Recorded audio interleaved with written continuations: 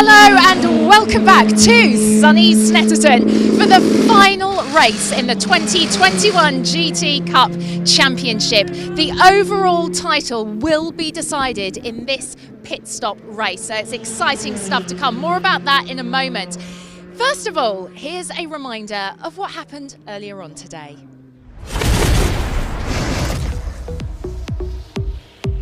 Round 23 of the GT Cup Championship for 2021 is heading in 2x2 order up to the lights. Sam Neary and Steve Burgess there on the front row of the grid. The Group GT3 Mercedes, the Group GTO Radical. Lights go out and we go away and racing for the penultimate time this season up towards Ritchie's Corner, and the extra straight line speed of the Group GTO Radical propels Steve Burgess into the lead of the race, side by side further down through the order, but everybody again just being sensible with this capacity grid over the course of this weekend. And Burgess already under pressure from BRDC Rising Star Sam Neary, who at the wheel of the Team ABBA Mercedes is looking to try and pick up on the overall race lead. It looks as though John Dillon has slotted himself through into third position, but Sam Neary now trying around the outside of Palmer in a straight line. The Radical should have the speed, but there's contact, I'm afraid. That is Mike Price that is off, and also James Simons is off at the wheel of his Group GTC Lamborghini,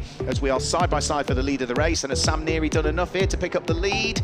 No, still he's not having it, Steve Burgess. Sam Neary now though has the inside line for the next corner, so I think the inevitable is going to happen, and indeed has happened. Sam Neary picks up the lead of the race, braving it out around the outside at 2 or 3 consecutive corners. So safety car, having only just gone into the pit lane, just having started the race, is already now picking up our race leader Sam Neary, who heads over the start finish line as the Team Orange with JMH crew inspects the damage to the left rear of Simon Orange's car, but I suspect with suspension damage or toe links broken that is going to be it for that car. They will not be able to do anything other than assess the damage. And that's a spin, and that's the car that was leading Group GTA. Damage to the front, I'm afraid to say, of Stephen Walton's Make It Happen Racing Ginetta. The silver and light green Lamborghini of Warren Gilbert has now picked up the Group GTC lead, and that could be important for the championship for Warren Gilbert. So he leads the group. That's potentially maximum championship points for him. There, Greg Caton still sticking his elbows out to try and prevent the car of Morgan Tilbrook from firing his way through, but a small mistake there going in towards Oggies has allowed Morgan Tilbrook up the inside of the GCAT Racing Porsche, and through he goes. Morgan Tilbrook picks up what is going to be 4th position. The Porsche drops down into 5th place as they start to build the speeds and the momentum again all the way down the Bentley Straight. Mo Ritson was driving the car in the sprint race, and now looking to try and make it back-to-back group wins if they can, but Josh Jackson has got other ideas as he tries it around the outside at Ritchie's Corner. Need to be careful. He's going to try and cut back on the exit. Tom Rawlings is wise to that and covers it off as they head into the braking area for the tight right-hand hairpin at Wilson. Get cleanly off the corner is what they'll need to try and do now, and Tom Rawlings, I think, is going to feel the pressure and the squeeze from Josh Jackson, who's moving around, trying to do anything to try and put off Tom Rawlings that lies ahead, but a good squabble it is. Off has gone James Guess. It has been a rotten weekend for Feathers Motorsport. James Guess had a spin coming out of Palmer yesterday and then had contact whilst he tried to rejoin the circuit. He's had a spin going into Palmer today, and that is going to undo all of the hard work that he had been doing, I'm afraid. And Morgan Tilbrook's done it. He's managed to unlock the door. He's got himself on the podium, and that is at the expense of John Dillon, I'm afraid to say. Coming out of the final corner now comes Sam Neary. He is on course, and Team ABBA Racing for yet another win in the GT Cup Championship. Over the start-finish line comes Sam Neary. That's exactly what they wanted to do, to claim maximum points in their group, and that potentially moves them another step closer to the championship as we head into the pit stop race later on today. That will be the final round of the championship. Steve Burgess grabs the checkered flag in 2nd place, so he will take the win in group.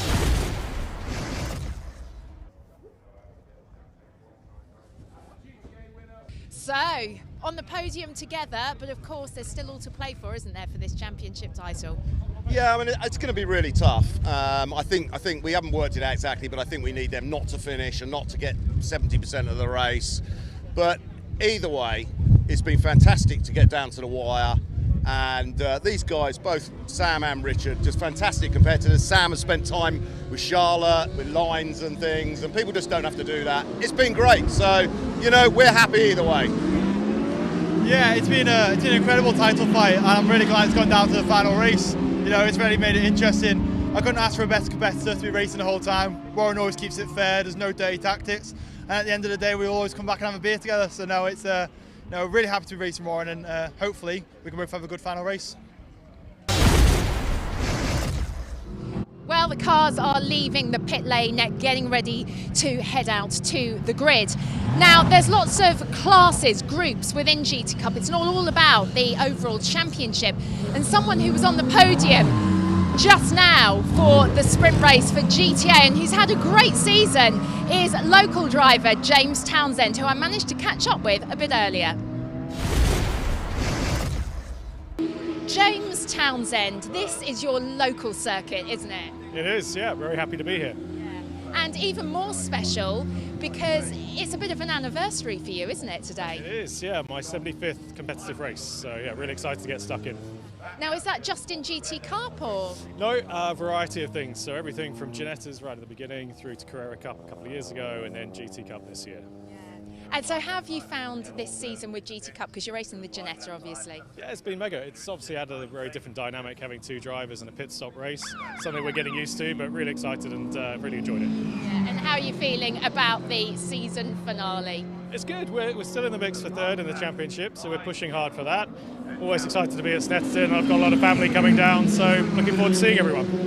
Brilliant. And I have to say, you cranked up the music for me as well today, as promised, didn't you? Yeah, we do our best. We like to try and get a bit of an atmosphere going, and pump up Ian especially. He really likes a bit of old rock, so it's good. Brilliant. Good luck. Thanks very much.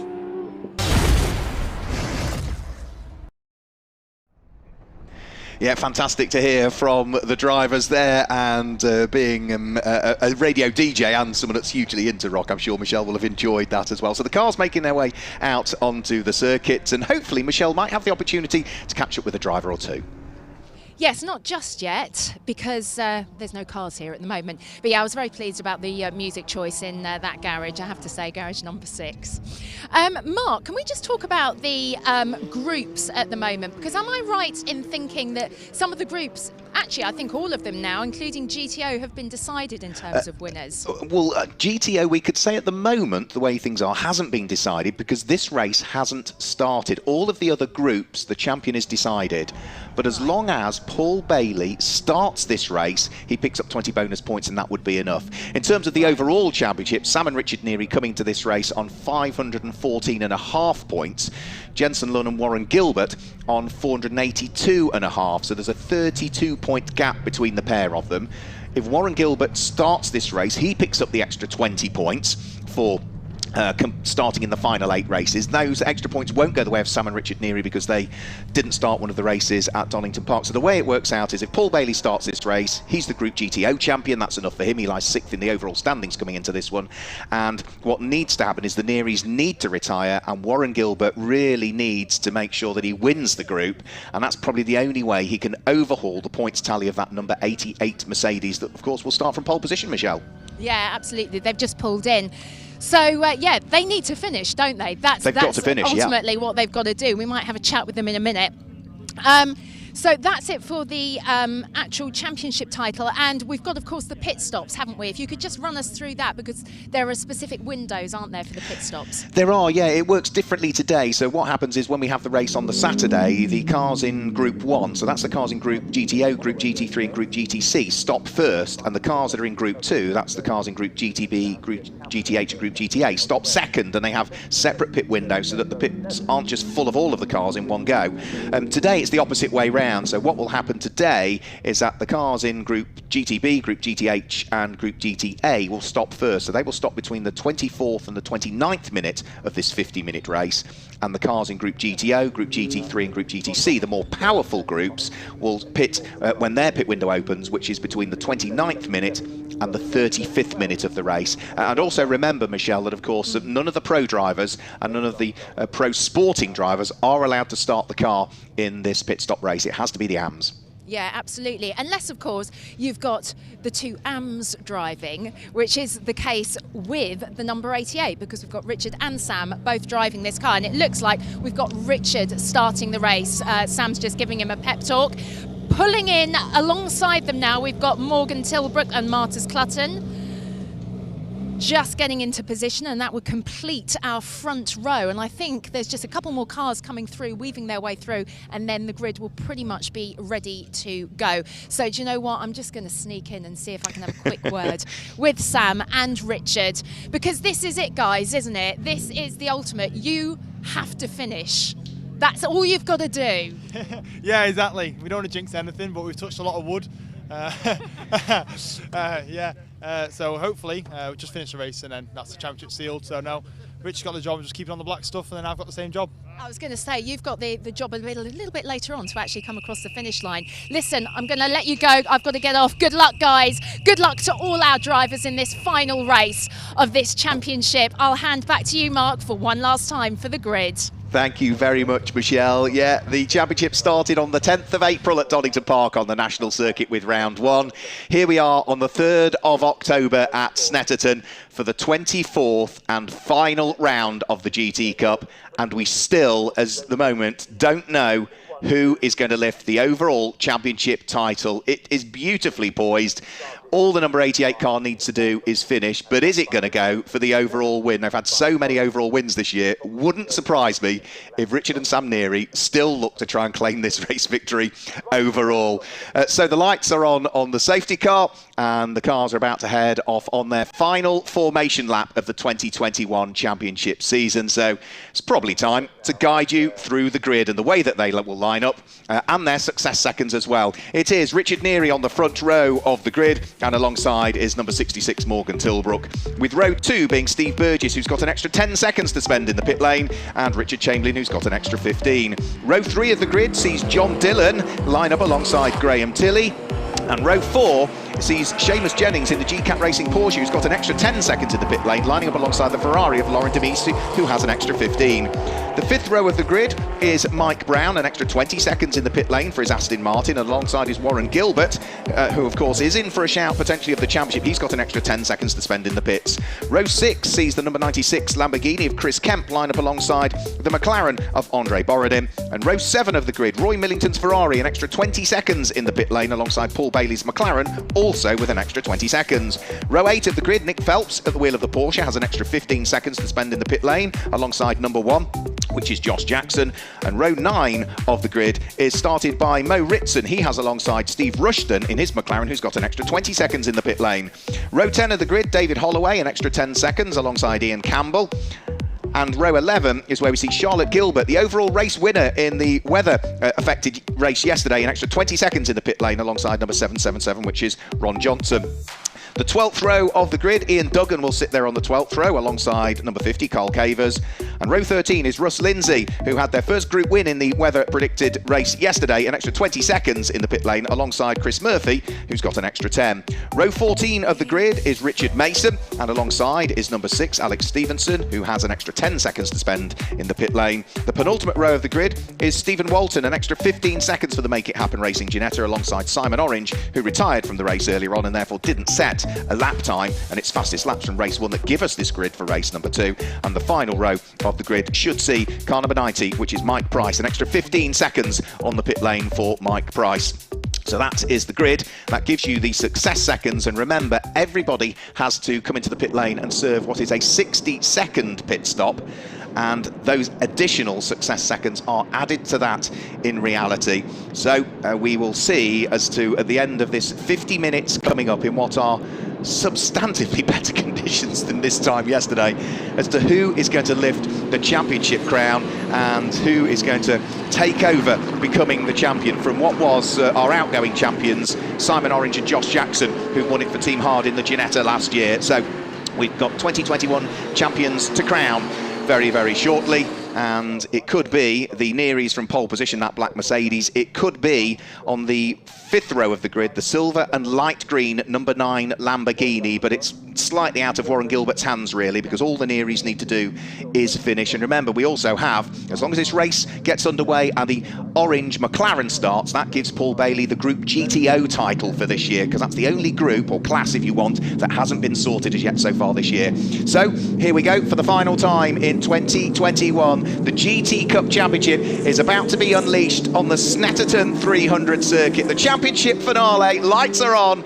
the cars head up towards the gantry and the lights go out, and it's a good start already from Sam Neary. He will charge his way up towards Ritchie's for the first time. Sam Neary leads, Morgan Tilbrook in second place, Steve Burgess in third, Richard Chamberlain fighting it out with John Dillon's Lamborghini for fourth place. I think it was the Lamborghini that made it through into fourth place, but Sam Neary out front and leading the way at this stage. The number 9 Lamborghini of Warren Gilbert making sure that he stays out of harm's way, and the McLaren has started the race of Paul Bailey, so that gives Paul Bailey and Ross Wiley now the GTO championship for this year, because they started the race. They pick up an extra 20 championship points. They are now, subject to official confirmation, the GTO champions. So the only championship that's still up for grabs is the overall title now. Everything else is settled, and Sam Neary looking to try and pull away in the lead of the race if at all he can. Everybody else filing their way through the left-hander. And Richard Neary leading the race. Everybody else filing their way through the left-hander at what is Agostini, and then starting to thread their way up towards Hamilton. So Richard Neary leads the race. Morgan Tilbrook in second place. Steve Burgess ahead of John Dillon. Then it's Richard Chamberlain fighting away with the GCAT Racing Porsche. That will be started by Seamus Jennings. They had a great battle yesterday as well. And leading Group GTH in the early stages, I think, is Josh Jackson again at the wheel of the Orange Racing with JMH prepared McLaren, but it looks as though everybody is through the first half of that without any troubles, and I don't think any skirmishes either by the look of things. Andre Borodin in his McLaren GT3 coming under pressure from what is the newly crowned, now we could say, Group GTO champion for this year. Paul Bailey will hand over to the Scotsman Ross Wiley for part 2 of the race. Roy Millington at the wheel of his Group GTC Ferrari, also in amongst the GTH traffic at the moment, so he'll be looking to try and make some good progress. Roy, who said he thoroughly enjoyed his little squabble he was having in the race earlier on today when I caught up with him briefly over the lunch break. So lap number 1 completed. Richard Neary continuing to lead the race, looking to try and pull away from Morgan Tilbrook, and has managed to do so over the course of the first lap of the race. So there's already a bit of daylight between first and second place. It's only a second there or thereabouts, but it's going the right way as far as Richard Neary is concerned, as we concentrate on this battle that's going on for 11th and 12th at the moment. Andre Borodin at the wheel of the Greystone GT McLaren has got Paul Bailey right on his tailpipes at the moment. So through the left-hander at Palmer they thread their way, and then from there they'll be working their way as the speeds build up towards the braking area for Agostini. Onto the brakes and then through the left-hander. Nick Phelps coming under pressure as well. His Porsche has been right at the sharp end of Group GTB all season, really. And in the early stages of this one, it looks as though the number 35 car is leading Group GTB at the moment. He's got the leader of Group GTH sitting behind him, which is Josh Jackson. I thought that car had picked up the early lead in the group, and indeed it has at the moment. Josh Jackson has got a few cars between himself and the car that's second in Group GTH at the moment, so he's got a little bit of a buffer, I think, between himself and Mo Ritson, who is going to be second in Group GTH for the GT4 homologated cars, because Jackson is 14th, Mo Ritson 17th at the moment. Paul Bailey looking to attack Andre Borodin again. The extra grunt you would have thought of the McLaren, still not quite sufficient to catch and get past the slightly newer car that lies ahead, the 570 SGT3 of Andre Borodin. There goes that intergroup battle, the Group GTB leading Porsche ahead of the McLaren of Josh Jackson, and those two are evenly matched for pace, I've got to say, at this stage. Josh Jackson will hand the car over to former British GT racer Michael O'Brien. Nick Phelps will hand the car over to Dino Zamparelli for part 2 of the race. The fastest lap of the race coming in for Richard Neary on the first of the flying laps. 152.116 is out of the box fairly quickly, and he's now built a 1.2 second lead, as you can see, between himself and Morgan Tilbrook for the lead of the race. Now remember, pit window only opens at the 24th minute of the race, so it's still another 20 minutes away really before we start to see the pit window open for what are the lower grouped cars, so Group GTB, Group GTH and Group GTA. The cars that are up towards the sharp end of the race, all of those will have to pit in the second pit window today. The way it works, it evens itself out over the course of a weekend. Quicker cars pit first on the first day, but they pit second on the second day.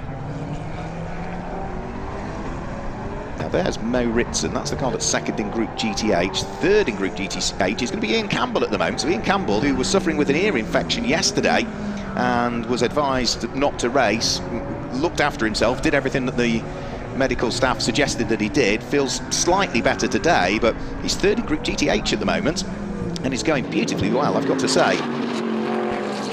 Down to the bottom of the Bentley straight. Number 5, Richard Chamberlain, is rather conveniently enough in 5th position at the moment, but he's got Seamus Jennings, Graham Tilley and Laurent Demise at the wheel of the Ferrari. Queuing behind him, problems. Out of the window is the hand of Richard Chamberlain, and yet again mechanical woes have struck the Porsche 935, I'm afraid, of Richard Chamberlain, who is instantly just waving everybody by. So sensible driving from Richard, realising very quickly something was wrong with the car, and is well aware of the closing speeds while he is slowing down on circuit, and the quicker cars are still flat out, getting the car offline, warning the drivers, and I'm afraid he's going to be destined for the pit lane in the final race of the season, as over the start-finish line now comes the car of Seamus Jennings, who of course is now, as a result of that retirement for Richard Chamberlain, up into 5th position. So Seamus Jennings pushing hard, Morgan Tilbrook pushing even harder than everybody, because he has now picked up the fastest lap of the race, 151.402, as Chamberlain heads towards the pit lane. Now this is Mike Brown coming under pressure from Warren Gilbert. This will be for 8th and 9th position at the moment. Warren Gilbert is leading Group GTC, so whilst he is, you could argue, being held up by a Group GT3 car, he doesn't really need to get past it because he's leading the group. He's on for maximum points, but there is an extra point for the fastest lap in your particular group, so Warren will want to make sure he gets a clean lap, and the best way to do that is probably get past the car that's holding you up a little bit. So onto the brakes, through the left-hand kink at Hamilton. The extra air of the GT3 car probably just being that little bit better than the Super Trofeo specification Lamborghini that runs in Group GTC that sits behind. But the Group GTC Lamborghini down the straight with less aero might have a bit more grunt. So is this going to be sufficient to haul Warren Gilbert up onto the coattails of the GT3 Aston Martin down the Bentley straight? He'll sit in the slipstream, he'll try and get as close as he can. He jinks out from behind. Is he going to draw himself alongside? He's got the inside line as they're headed towards Brundle, and he's made it through. Great stuff by Warren Gilbert, up to 8th position now for the man who, of course, is still looking to try and keep his fingers crossed that the championship title should go his way. He needs to, well, not that he'll be doing it, the only way it can go his way is for bad luck for this car here that leads overall, and, well, at the moment, Richard Neary is still thinking about what he needs to do. He ideally wants to lead from the front. Morgan Tilbrook is pushing ever harder at the wheel of the 570S GT3 McLaren and gets very close to him as they head round through Wilson. New fastest lap last time through for Morgan Tilbrook, 1 minute 51.118. And he's now picked up the lead of the race. So through goes Morgan Tilbrook, and I think that was probably sensible driving there from Richard Neary. He was under pressure for the overall lead, doesn't really need to get involved in a scrap. Should Morgan Tilbrook try and send one up the inside, there's a danger of there being contact between the pair. So let the car go, let the car go, let the overall win go, concentrate on the group win, and just make sure you finish. And I think that probably is what was on Richard's mind there, and I'm sure Sam would have been on the radio and just said to Dad, Father, Richard, let it go, let's make sure we stay where we need to be, and we should then still be in a position to pick up the overall title, which is at the moment heading their way. But of course, another 41 minutes, we could be looking at something entirely different. We simply don't know what lies ahead. So, since taking the lead of the race, already Morgan Tilbrook is disappearing up the road at the wheel of his McLaren. So the Enduro Motorsport McLaren leads. Second is the ABBA Racing Mercedes at this stage of the race. It looks as though in 3rd position there's a bit of a gap between 2nd and 3rd place before we then see Steve Burgess sitting there in 3rd position. John Dillon is 4th at the wheel of his Lamborghini. Seamus Jennings in the Porsche is 5th, and Graham Tilley in the Nissan is in 6th place. The lead Ferrari is 7th, Warren Gilbert is 8th, Mike Brown is 9th, and Paul Bailey is 10th. And despite the pressure, Sam Neary can still find the time to smile and relax for a split second, but intently watching the timing screen and the footage that will be going out around the circuit. Sam Neary there, so big smiles all round, whilst this car continues to lead. So Morgan Tilbrook, since taking the lead of the race, you can see has pulled away 5 seconds over Richard Neary. Now that's quite a large amount to pull away over the course of a single lap, but I hope that is not cause for concern for Richard Neary. And Richard Neary is now falling into the clutches of Steve Burgess's Radical. So Richard Neary's pace has gone off by 6 seconds compared to what he was doing earlier on in the race. He's lapping 1 minute 57s at the moment. He did a 1 minute 51.5 earlier, so I do hope that's not cause for concern for Richard Neary. This is Warren Gilbert, who is still leading his group, of course, lies second in the championship standings. Now he started this race, he will have picked up the extra 20 championship points, so in reality now the gap between the Nearys and this car here, Warren Gilbert, who's been sharing with Jensen Lunn, is just 12 points at the moment. That's all the gap is in the championship. And when you consider that we're on round 24 and there are 25 points for a win in every single one of those rounds, for it to come down to just 12 points at the end of the season is remarkably close. So Warren Gilbert sitting there in 8th position, having overtaken the Aston Martin in the early stages of the race, that of Mike Brown. He's just pulled away from that as well, so he could just concentrate on the road ahead. Doesn't need to overly worry about what's going on in his mirrors. He's got sufficient gaps that he need not worry, and that's exactly the position he wants to be in. All he can do is drive his race, Warren Gilbert. Whatever unfolds ahead of him with the Nearys is not within his possibility to overly affect. So he's just got to drive as quickly as he can and to try and ensure that he leads the group, sets the fastest lap, and then see what unfolds. And at the moment what's unfolding is that this car here, the Mercedes, not only has lost the lead of the race, it's lost second place now to Steve Burgess and the Radical that's gone through. So it still lies on the overall podium.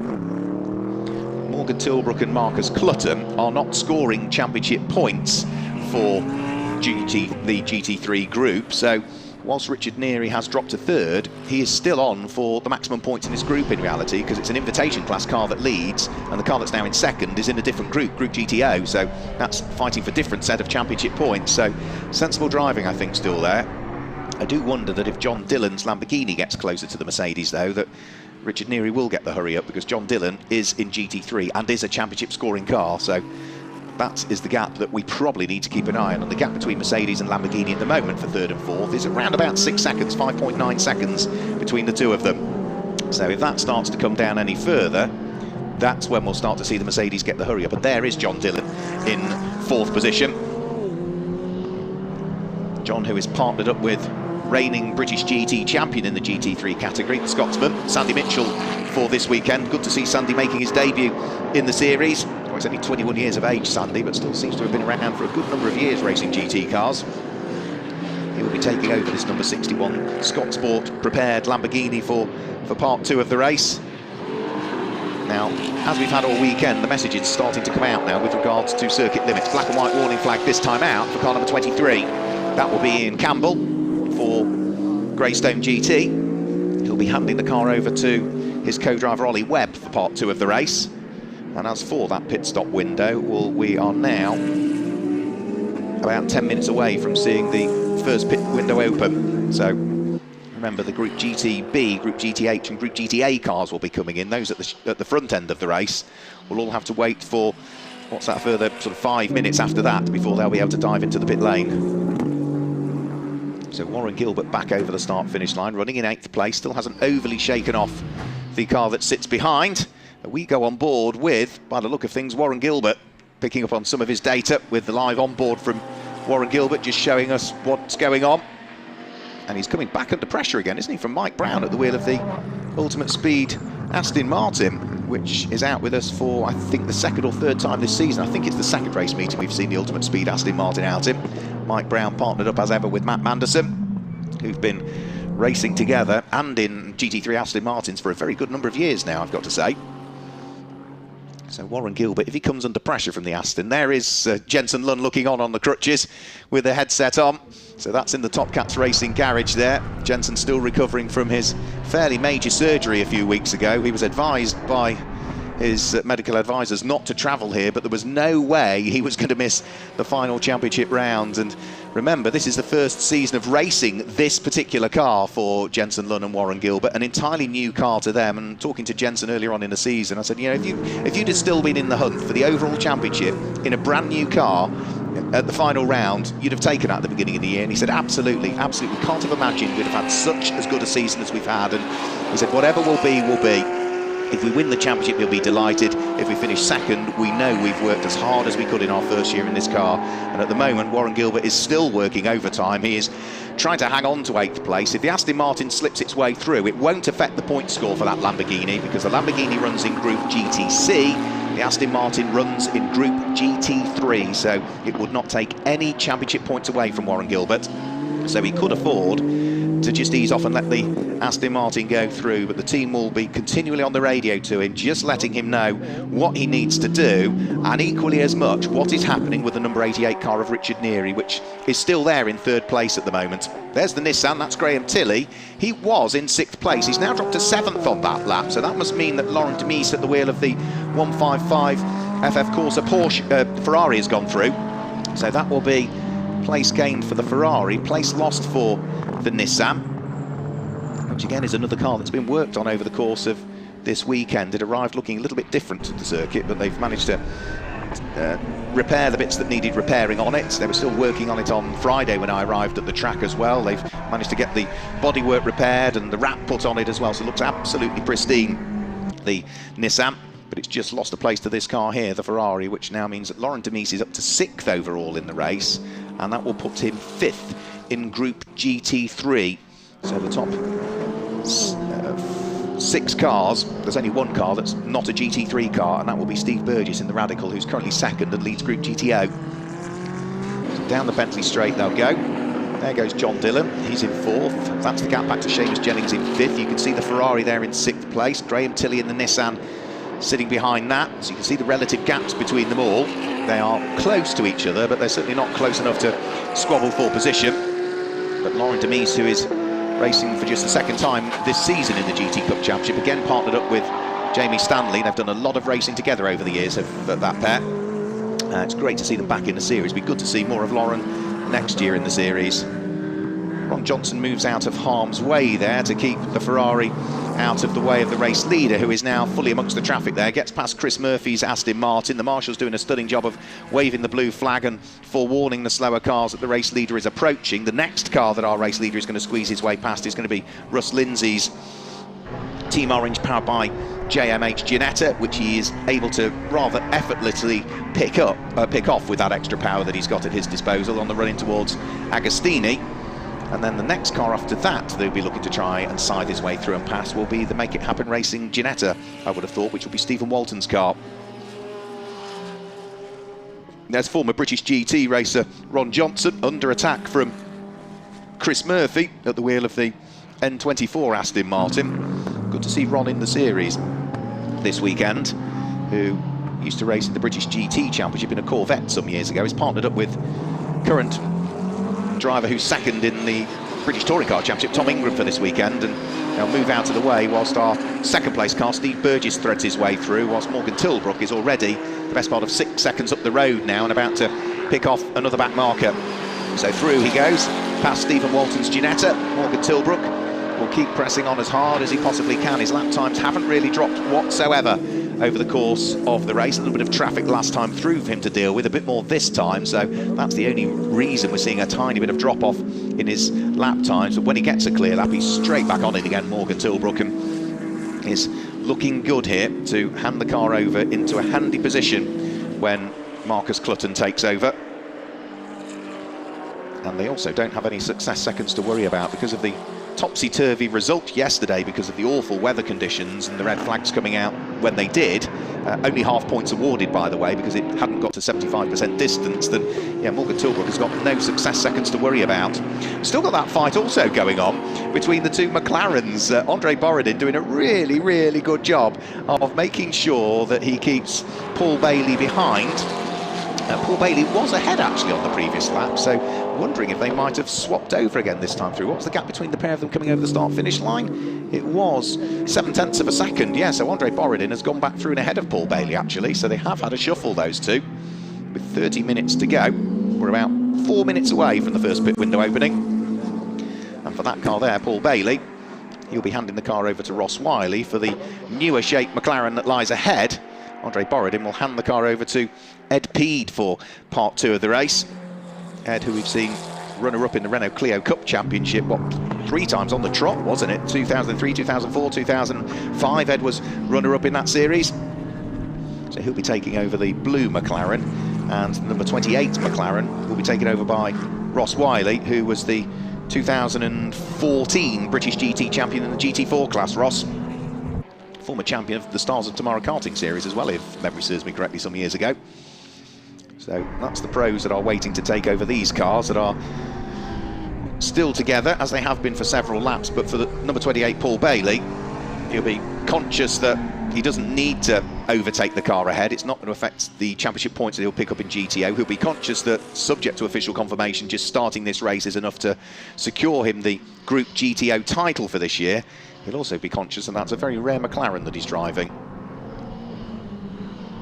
Here's Charlotte Gilbert, race winner from yesterday, and making that little bit of history, becoming the first female to win a GT Cup race outright over the years. We've seen plenty of group wins for various ladies over the years, but we've never had an overall win. And yes, you could argue that there was luck along the way. Everybody really that won their group had a bit of luck yesterday, but for Charlotte, great call by her and the team to leave her out there. They were conscious that the race might be stopped because of the conditions. She was the only car that hadn't pitted. She did eventually pit, but as she rejoined the circuit, the red flag came out, and of course when a red flag comes out, you go back a lap, you go back to the previous full lap that was completed, and at that point she was leading the race because she hadn't pitted, and that was what gave her the overall win. So yes, luck, but well deserved, I've got to say. Good strategy by the team. Now what we're looking at here is John Dillon in 4th place, who has been caught by Seamus Jennings. So the Scott Sport Lamborghini Huracan under pressure from the GCAT Racing Porsche in the hands of Seamus Jennings. They'll be looking to try and see as to who might finish 4th and 5th in this race, but of course we are pre-pit stop at the moment. So for the number 61 Lamborghini, because of its problems and retirement yesterday, he's got no success seconds to worry about. For Seamus Jennings in the GCAT Racing Porsche, that finished 3rd in its group yesterday, so that's got an extra 10 seconds to remain stationary come the pit stop window. And that pit stop window for these cars is still a few minutes away from opening. What, about 7 minutes away from opening? But for the first batch of cars, the cars in Group GTA, Group GTH and Group GTB, their pit window will be opening in reality now, just a matter of minutes. 90 seconds time we'll see the first of the pit window open. So Seamus Jennings pushing hard, needs to try and stay in touch with the Lamborghini that lies ahead. Remember, John Dillon will hand the car over to Sandy Mitchell, the Porsche that sits behind Seamus Jennings. It will be Greg Caton that will take over that car. They both dive through and past Russ Lindsay's Ginetta to place a lap on it, who stays well and truly out of harm's way as the quicker cars try and thread their way through and past. And as they now head over the start-finish line, as soon as you get past one little bit of traffic, the next little bit of traffic is just up the road as well. But some of these cars that they are lapping will be diving for the pit lane in a matter of seconds' time, because next time they come through, the pit window could well be open for some of them. So onto the brakes. Different line taken by John Dillon going in towards the Wilson hairpin compared to the Porsche that sits behind. But they are pretty evenly matched at this stage of the race. Through the left-hander at Palmer, whilst our overall race leader is just about to thread his way out of the right-hander and make his way, I think, down the Bentley Straight. That would be for Morgan Tilbrook, who is leading now by 6.5 seconds from Steve Burgess. So Group GT3 car leading, Group GTO car in 2nd place. And for Morgan Tilbrook, he is now well and truly around lap number 13. And we are now literally 60 seconds away from the halfway point of the race, aren't we? So pit window should now be open for the first batch of cars. We're not quite at the half distance point as yet, but if you are running in Group GTB, Group GTH and Group GTA, should be able to dive for the pit lane at the end of this lap, and their pit window only is open for 5 minutes. So along Snetterton circuit, it's really just one of 2 laps that you can pit, because if you stay out for a 3rd lap, you'd be pitting once the window had closed. So are we going to see a flurry of activity in the pit lane? Leading Group GTH is Josh Jackson, so that could be a car that dives to the pit lane to hand over to the pro Michael O'Brien. We'll have to wait and see. So another lap completed by Morgan Tilbrook. That now means that he is safely onto lap number 14, leading by 5.2 seconds from this car here. The man from Nottinghamshire, multiple radical champion over the years, former UK and British quad bike champion was Steve Burgess many years ago. He sits there in second position and leads Group GTO. And then as for Richard Neary, well, the Mercedes is now 11.5 seconds adrift of the rest. And yes, as I expected, a flurry of activity. Ian Campbell is in to hand over to Ollie Webb. Looks like the number 44 car is in. That's John Whitehouse ready to hand over to Steve Ruston. I just saw, I think, in the background, another car diving for the pit lane as well, which I think was Richard Mason to hand over to John Lancaster. Another one of the Greystone McLarens. So, as expected, chunk of activity just starting to happen in the pit lane for the cars in Group GTA, Group GTH and Group GTB. And as for the cars towards the front end of the race, the more powerful cars, there is the car of Richard Mason in the pit lane that I spotted in the background diving in. As for the more powerful cars, well, they just have to wait an extra few minutes, so it's only when we get to the point of there being 21 minutes remaining in the race, about 3 minutes time, is when the second of the pit windows will open. The first closes, the second opens, and that's where the cars at the sharp end then of the race overall can head towards the pit lane. Now this is the Fox Motorsport Ginetta that was coming under attack there. There's a queue in the pit lane as we await John Lancaster to get the car going. That's delayed Nick Phelps. It's delayed Josh Jackson as well. So that's the Group GTB leader and the Group GTH leader that have both been delayed in the pit lane because of the, I'm not going to say slow release, but for whatever reason, John Lancaster just couldn't get the McLaren into a gear and it coasting up the pit lane. There would have been, I'm sure, nothing intentional with that there. But it did delay a couple of cars coming into the pit lane, which might mean now that post-pit stop we'll have potentially a shuffle for the lead of Group GTH, the lead overall, because Josh Jackson's just about to give way to Michael O'Brien. He was leading the group. They've got no success seconds to worry about. So if they lose the lead of the group, it would have been that brief delay that probably caused the overtake. So number 50 Porsche, vacated by Carl Cavers, about to be taken over by Lewis Plato, former Sunoco Challenge winner, who we've seen a chunk of racing in both Radicals and the Porsche Carrera Cup GB over the years, Lewis Plato. We are still, however, about 1 minute and 3/4 away from seeing the pit window open for the second batch of cars, which means that we can still enjoy this battle that's going on between Andre Borodin and Paul Bailey, New and McLaren, that being the 750S, just ahead of the McLaren Can-Am, as it's called, based on an MP4 12-C. John Dillon also still coming under pressure from Seamus Jennings. There's been no let-up in the pressure there, but it's still just Lamborghini that hangs on to 4th place. Porsche, the GCAT Racing Machine, the number 33 car, sitting there in 5th position. With now just over 60 seconds to go before the first pit window closes.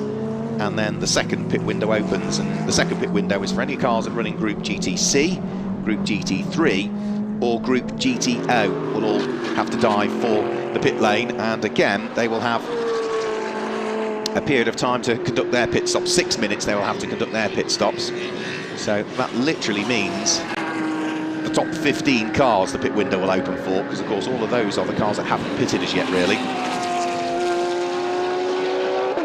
They're not going to be able to pit this time through, John Dillon and Seamus Jennings, because they are less than 30 seconds away from pit lane entry, so it will be the next lap will be the earliest opportunity they'll be able to dive into the pit lane, because the pit window will be well and truly open by then, so they can't peel their way in this time through.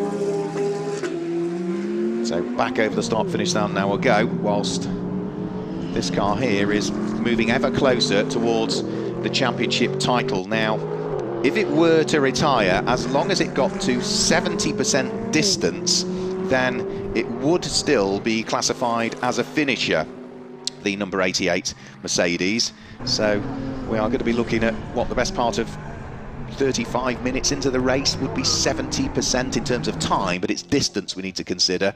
And big smiles all round there in what is the ABBA Racing garage. They know that they are now a matter of probably just moments away from potentially being able to consider themselves as champion, but until that checkered flag comes out and the official results are confirmed, that never happens. It's always subject to official confirmation, but we're not quite there as yet. But everything at the moment, the stars are starting to fully align in the favour of the number 88 car. It might have lost the lead of the race, but that was just purely tactical and making sure they were staying out of trouble, Richard Neary, and he has done that. He's still built a nice advantage between himself and the 4th place car, that being John Dillon. There's about 16 seconds from Mercedes back to Lamborghini, 3rd back to 4th. This car here is sitting in 7th at the moment, which is Graham Tilley. He'll be handing the car over to Senan Fielding very shortly, and we should now start to see that flurry of activity in the pit lane for the second batch of cars, and indeed here they all come. So in comes Morgan Tilbrook, the familiar helmet of Marcus Clutton about to dive on board. Marcus, a former British GT champion from some years ago, dives on board. Here's the outgoing Radical Challenge champion for this year. Looks as though we've also got the number 96 Lamborghini in as well. That will be Chris Kemp giving way to Stuart Hall, and Richard Neary is in. So this is an important pit stop. As long as they get it right, make sure that they are staying out of trouble. It now will hand the lead of the race to this car here, the Steve Burgess driven Radical. There's no co-driver he needs to worry about for this weekend. He's been sharing the car with Ben Dimmock all season.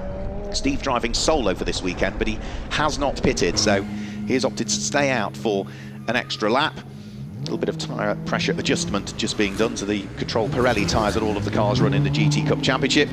Richard Neary out of the car after a solid stint from him. Sam Neary just tightening up the seatbelts, and we'll wait for the thumbs up from the team that the time has ticked away and he can get the car rolling down pit lane. Out onto the circuit goes number 66, erstwhile leading McLaren. Of course, it won't be leading as yet because not everybody has pitted on this lap, but Marcus Clutton is safely on board that. Behind him down pit lane comes the McLaren of Ross Wiley now, the number 28 car.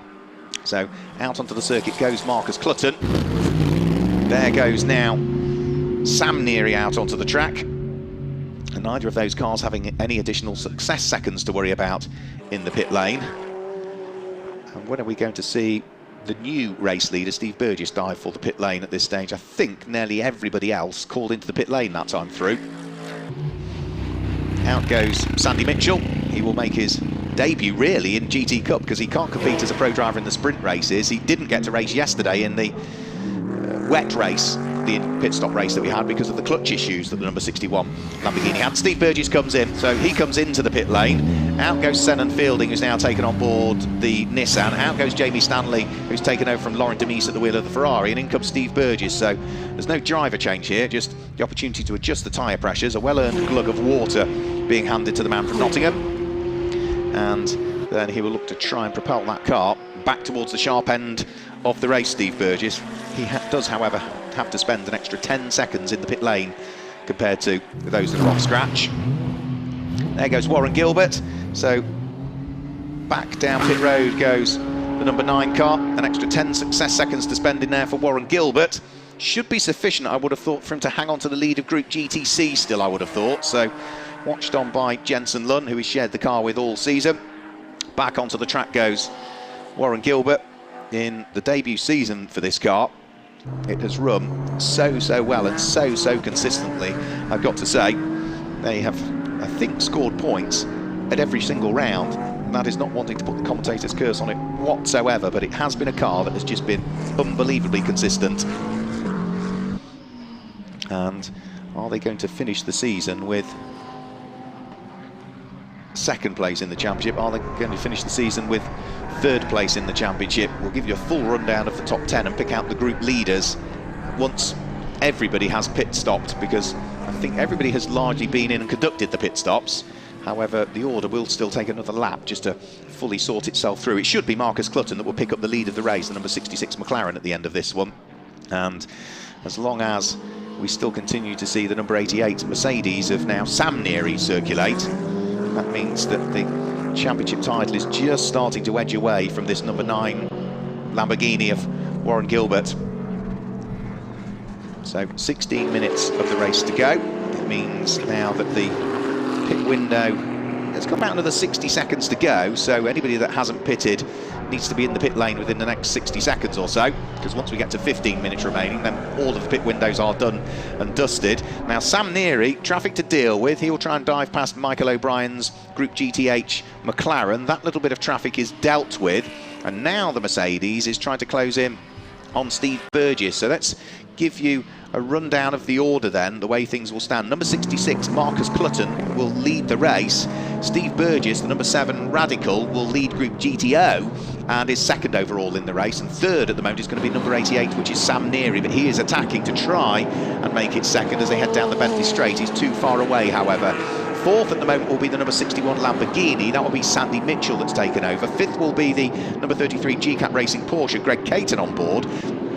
Sixth will be the number 4 Nissan, which is now going to be Sennan Fielding, with seventh being the number 155 Ferrari of Jamie Stanley. Eighth place being number 47 Matt Manderson, who's now taken over the silver Aston Martin. Ninth place will be Warren Gilbert, number 9, who leads Group GTC still, and completing the top 10 now is going to be car number 24, which is the McLaren that's been taken over by Ed Peed from Andre Borodin. So that gives you the top 10. Leading Group GTH at the moment is that number 1 McLaren in the hands of Michael O'Brien. Leading Group GTB is the number 35 Porsche of Dino Zamparelli. And leading Group GTA is going to be Simon Orange, the number 67 Ginetta G55 Super Cup spec car.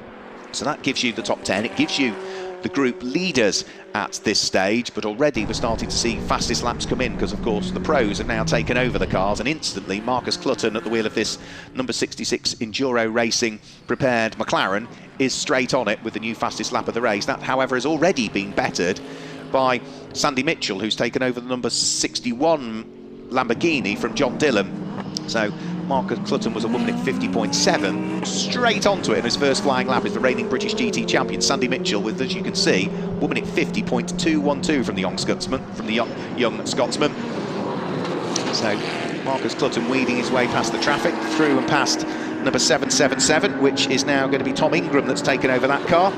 Tom last raced in the GT Cup a full season. I think he did it in 2015. He did in GT Cup. Of course, been racing in the British Touring Car Championship for every single season since 2014 onwards. Currently lying second in the standings, having finished runner-up in the past, so he's taken over that number 777 car. This car here, Sandy Mitchell, is the car to watch out for now, a car that he knows very, very well with his exploits, both racing for Barwell Motorsport in Europe and in the British GT Championship, which he claimed the title with last year. He was partnered up with regular British touring car racer Rob Collard. Rob moving over from the BTCC to race in sports cars for the first time, and on their first season of racing as a partnership together, picked up the overall British GT Championship title, did Sandy Mitchell. Not having as good a run of it this year in the British Championship, but still at the sharp end. Still been on the podium a few times as Sandy. I think is lying third in the overall standings, but it's the first weekend we've ever seen him in the GT Cup Championship. And I think both John Dillon and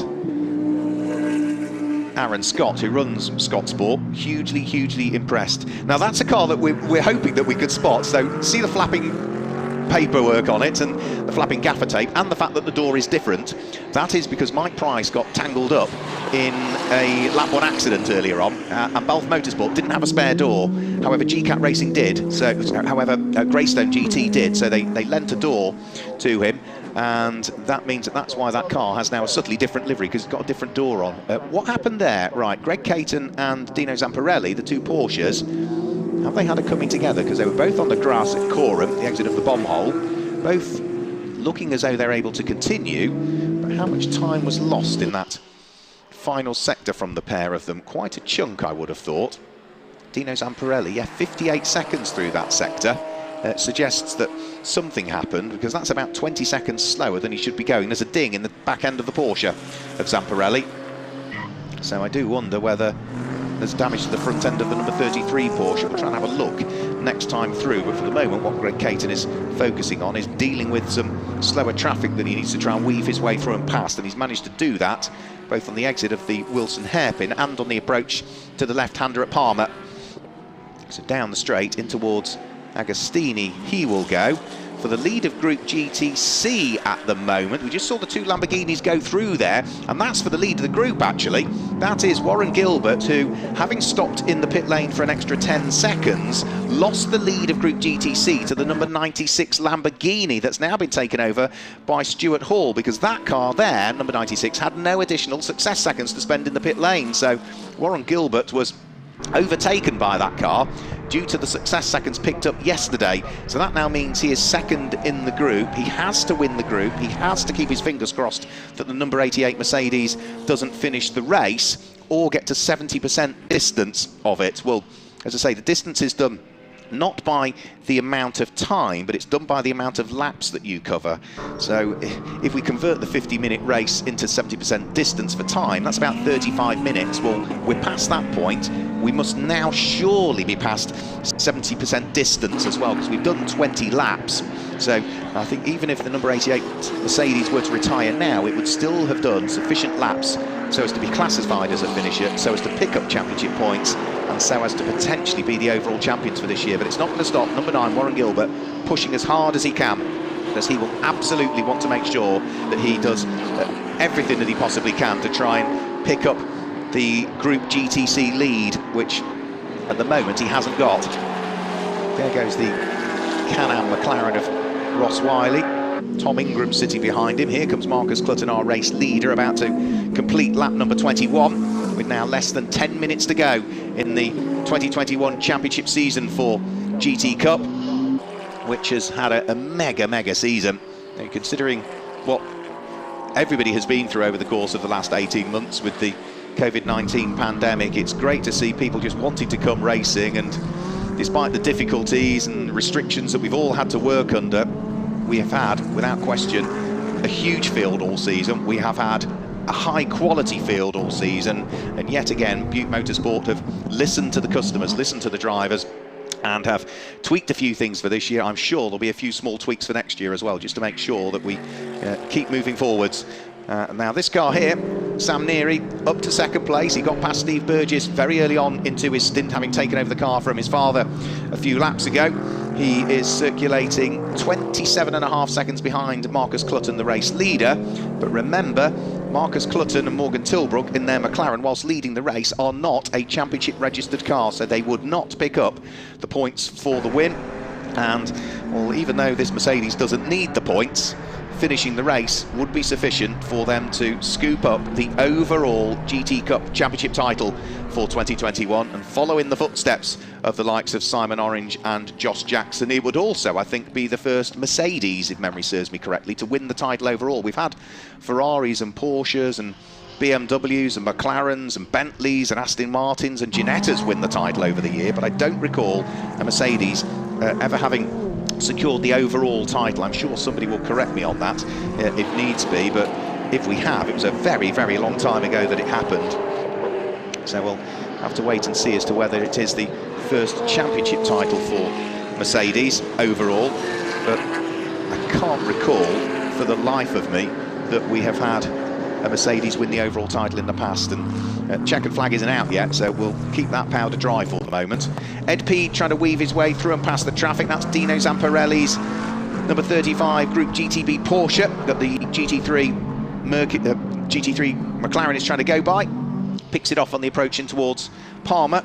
So where will that put Ed P now that he's dealt with that particular car? I think that is going to put him still a reasonable way down through the order, but the timing system has been a little bit troublesome. That's 9th place that he is up to at the moment, so putting a lap on Dino Zamparelli's Porsche. 6.5 minutes now remaining. Last time through, Sandy Mitchell popped in another new fastest lap of the race as well. The young Scotsman, the number 61 Lamborghini, 1 minute 49.510 from Sandy Mitchell. Very quick lap indeed from him, and I think that now means that's the fastest race lap we've had all weekend from Sandy Mitchell in that one. So nobody has gone any quicker in any of the races. Yes, the two yesterday were wet, but that is certainly quicker than we managed as the fastest lap in the race earlier on today. So Sandy Mitchell pushing hard, as ever he does, behind the wheel of a car. Right, okay, car number 22, 8-second penalty as a result of the pit stop being too short. So that was unfortunately the Richard Mason and John Lancaster car. Now I think that might have been why John Lancaster didn't pull away. Now that's the car, if you remember, right the way at pit lane entry end, it sort of didn't get away and blocked other cars behind, and that's maybe because they pushed it back a bit too early, realised the error that it was going to head down pit road, stopped there with it to try and let the clock tick away, and pit stop was still too short anyway. There's also a time penalty for the number 47 car as well, because of its pit stop being too short. So that is another car. That is the Ultimate Speed Aston Martin that Mike Brown started, that Matt Manderson drives, and that car is currently 8th in the race overall and will be picking up a time penalty as well. So those two cars, pit stops too short. Now they don't have a stopwatch on how long the car is stationary. If you were listening yesterday, there's a beam that they break at pit lane in, there's a beam that they break at pit lane out. We know how long the pit lane is, we know how long it takes to drive down it at 50 kilometres per hour, which is the pit lane speed limit, and we know every car has to be stationary for 60 seconds. So add the two together, from pit in to pit out, you know what the time should be. If it's shorter than that, you've done one of two things. You've either sped in the pit lane, or you've not remained stationary for the correct amount of time, or it could be a combination of the possible two. But either way, if you are too short in the pit lane, it's the time penalty that you're short, plus you have to call into the pit stop to do that for a stop-go penalty. So off goes John Lancaster, having served the stop-go penalty, and we will also see a further stop-go penalty going the way of the number 47 Aston Martin as well. Now Warren Gilbert is still pressing on at this stage. He has not been able to overcome the number 96 Lamborghini, which still leads Group GTC at the moment, and now Warren Gilbert is coming under pressure from a car that is trying to unlap itself from him, which is Tom Ingram's Ferrari. So through goes Tingram, picks up the place and unlaps himself in reality from that car, because that number 777 Ferrari is down in 22nd position at the moment. Warren Gilbert also is picked off by Benny Simonson there, and that would have been for position the red Ferrari going through, so that would have been a place lost for Warren Gilbert, and it would have been a place in Group GTC. However, it wouldn't have affected the championship points of Warren Gilbert. That's because the red Ferrari is not championship scoring this weekend. Now Steve Burgess has got his hands full here, and rather full indeed, of Sandy Mitchell, who has been flying. Another new fastest lap of the race for Sandy Mitchell last time through. Steve Burgess can afford the Lamborghini to go through. It won't affect his championship points, but it will mean he'll be off the overall podium. Onto the brakes they'll go. The more powerful Radical in a straight line should be able to pull away from the Lamborghini of Sandy Mitchell. So pendulum swings in favour of the Radical as they head down the start-finish line, as they head up towards Ritchie's Corner now with just 3 minutes remaining on the clock. Has Steve Burgess got enough in reserve to try and fend away the aspirations of Sandy Mitchell making his debut in the GT Cup Championship, or can the young Scotsman pull the rabbit out of the hat and try and squeeze his way through? Well, he's trying around the outside at Wilson. He can't quite get the cut back on the exit of the corner, can he? No, not quite. So Steve Burgess will still have the advantage as they head up towards the left-hander at Palmer, but there's traffic just up the road to deal with as well, and that'll be the number 44 Steve Ruston driven McLaren that they'll need to try and weave their way through. But Mitchell's already got the job done on the way out of Palmer. He takes up 3rd position. Steve Burgess drops down into 4th place, but that is simply a GT3 car passing a GTO car, so it does not affect the point score for either of those two drivers, but doesn't stop them sticking their elbows out and having a good squabble over it. And Steve Burgess, why should he make it easy? Absolutely not. He wants the overall podium, but yeah, Sandy Mitchell just too good for him at that stage. And Sandy is already starting to now put daylight between himself and the Radical, which at the moment is now trying to thread its way through and past what is Charlotte Gilbert's Marcos. So we've got 2 minutes remaining in this race. Sandy Mitchell, you can just see the undertray of the Lamborghini flapping as it comes down the straight. Just underneath the car, you can see it bouncing up and down a little bit, but I don't think that's any significant cause for concern.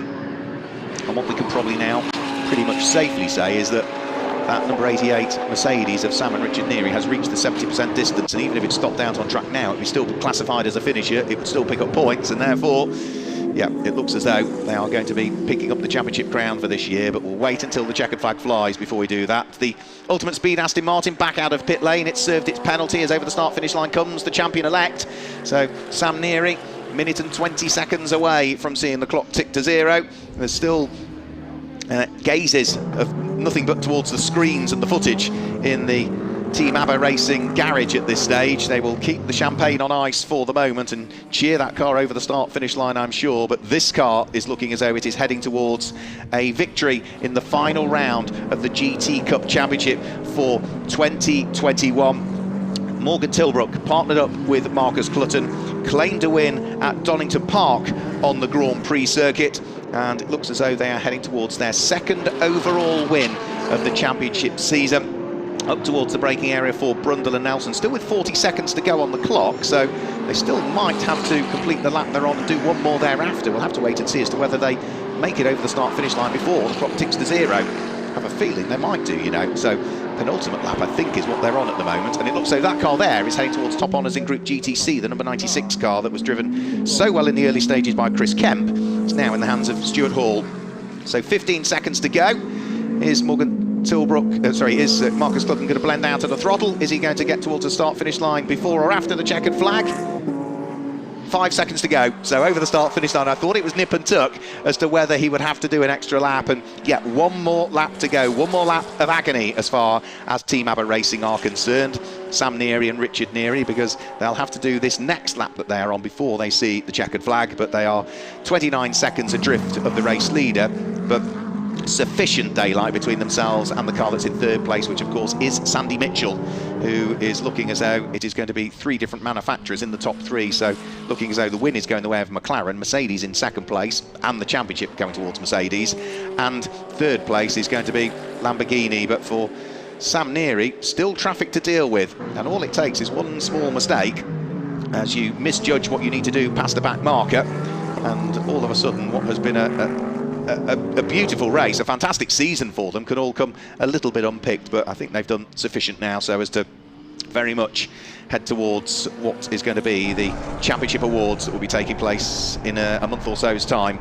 So Marcus Clutton safely on his way. This car here heading for second overall in this final race of the season. It's going to be second in GT3 in the race, in Group GT3, but championship title without question is going their way. And remember, every other championship title now has been stitched up, so we know who all the group champions are for this year, we know who the sprint champion is, we know who the sporting challenge champion is, and we have seen that the stars have certainly aligned in favour of the number 88 Mercedes, which is going to come home 30 seconds adrift of Marcus Clutton and Morgan Tilbrook's McLaren, which must be heading towards the checkered flag almost now. Here it comes, yet out of the final corner.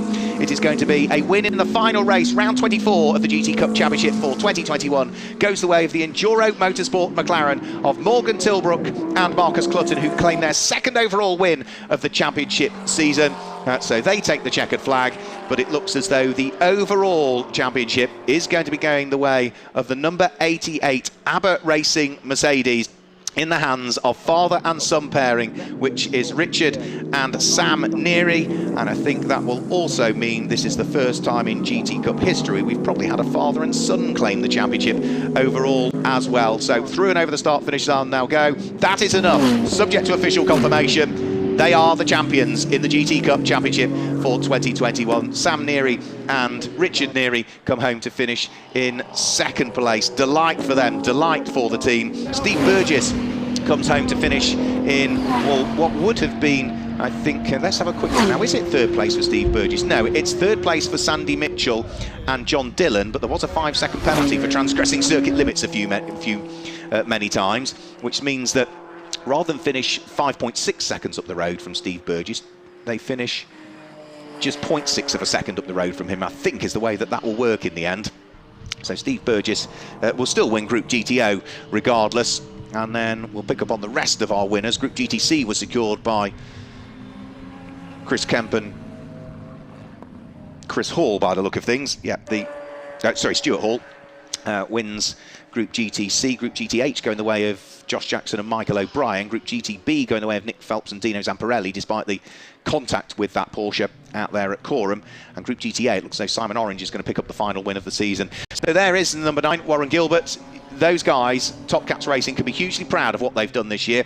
And for Warren Gilbert and Jensen Lunn and the whole of the Top Caps team, they gave it everything all year. It was a brand new car to them at the beginning of the season, and they took it right the way towards the very final race of the season. Just came up that little bit short, but they'll be hugely proud of what they've achieved, and nice to see the newer Top Cats Racing car side by side with the older Top Cats Racing car, and that is husband and wife as well, Warren Gilbert and Charlotte Gilbert, who have had a mega season, and hopefully we'll see more of Top Cats Racing next year as well in the championship for what has been just an amazing year. the GT Cup Championship is back to full strength. Already we have released a calendar for 2022, which means that the championship is roughly the same as it was this year in terms of the way that we visit the circuits, with the likes of Donington Park and Brands Hatch and Snetterton, Alton Park, Silverstone, all on the championship programme. And already we gather that significant amounts of deposits have been taken for the full season slots available as well. So it's looking as though it was 2021 is a good season. 2022 is already looking a very good season and is probably going to surpass grid sizes that we've had for this year as well. So there's the final race winner of the 2021 championship season, Morgan Tilbrook and Marcus Clutton, who did a good chunk of racing in a GT4 Mercedes at the beginning of the year that they ran in Group GTH, switched over to the GT3 car, and it's brought them a victory. Let's confirm the results then for the final race of the championship season. The win goes the way of Marcus Clutton and Morgan Tilbrook. In second place was Sam and Richard Neary, who lift the championship title. Third place goes the way of John Dillon and Sandy Mitchell, with Steve Burgess coming home fourth and being the winner of Group GTO.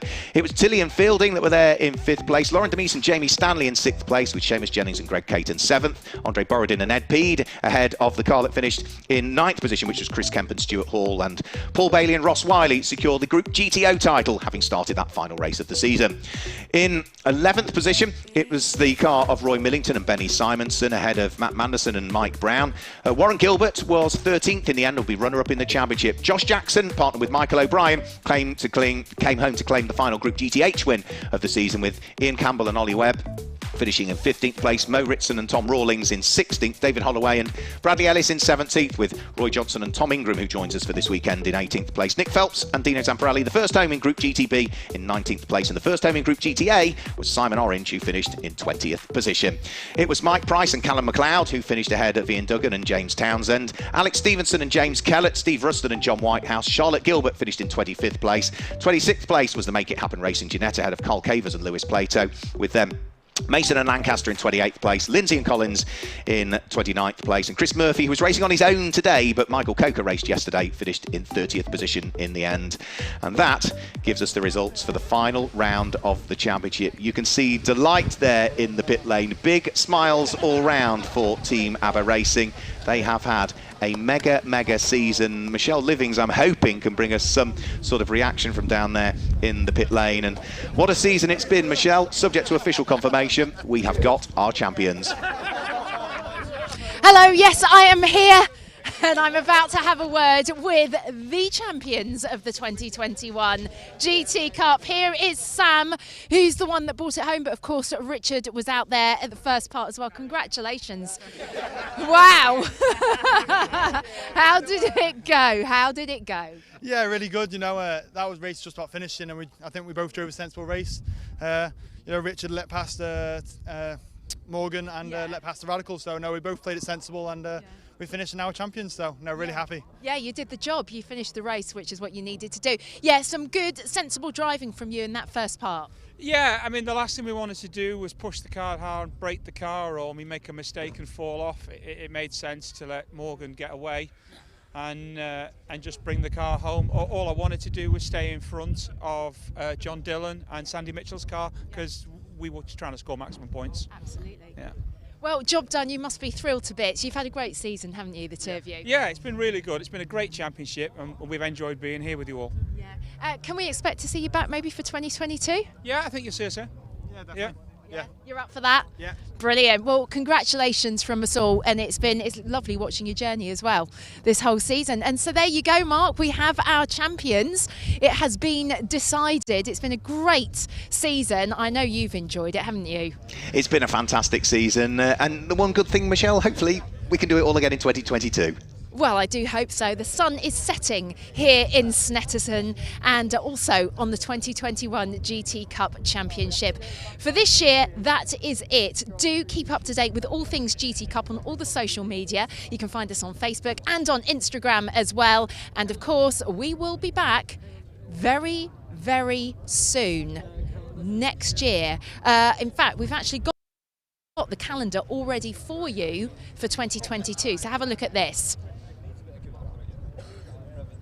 So we've got Donington on the 9th and 10th of April. That's where we'll be starting.